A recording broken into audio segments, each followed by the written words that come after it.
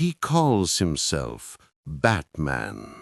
But that name isn't just a disguise, it's a mission statement. Bruce Wayne died in an alley. What rose from that loss was a man who refused to let chaos win again.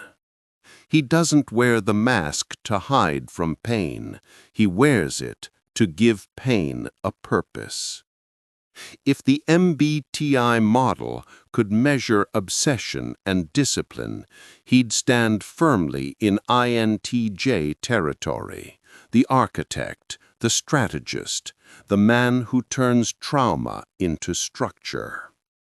His dominant function, introverted intuition, defines him. He doesn't see the world in moments, he sees it in systems. Every crime has a pattern, every villain has a motive, every outcome has a cause. His mind is constantly connecting dots others don't even see. He doesn't just react, he predicts. He plans for everything, escape routes, betrayal, failure. Not because he's paranoid, but because he can't afford to be wrong. Gotham depends on him being right. People say he works alone, but that's only half true. He understands the value of allies, Gordon's morality, Alfred's wisdom, the Bat family's potential. But partnership, to him, is a calculation.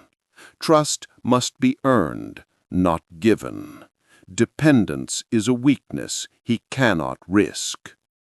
Still, when it counts, he stands beside others, because peace isn't built alone. He's not antisocial, he's focused. He speaks rarely because words waste time. He doesn't need approval, and he doesn't explain his reasoning.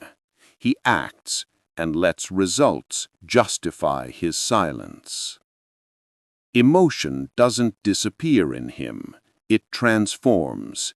Fear becomes vigilance, anger becomes resolve, grief becomes purpose.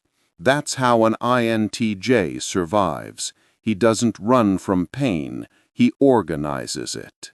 His walls aren't for vanity, they're for function. Every boundary protects the mission. He lets people in only as far as logic allows. Alfred knows him best, but even Alfred only reaches the edge. Connection comes second to control, because losing control costs lives.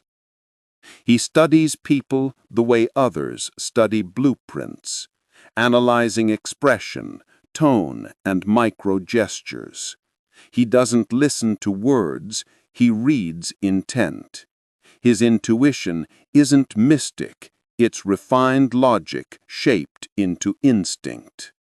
He's haunted, yes, but he's also disciplined. What others call obsession, he calls order. And that's what keeps him from collapsing. He doesn't seek violence, he endures it. His inferior function, extroverted sensing, drives his physical intensity, the thrill of the fight, the clarity in danger. But the violence is never about rage, it's about restoring equilibrium. Every night, he bleeds so the city doesn't have to. He doesn't fight for revenge anymore. He fights for peace, not for himself, but for the city that made him. He wants Gotham to be better, safer, freer. He just doesn't trust anyone else to make that happen. He doesn't fear death, he fears failure, a Gotham that falls back into the darkness he swore to eliminate.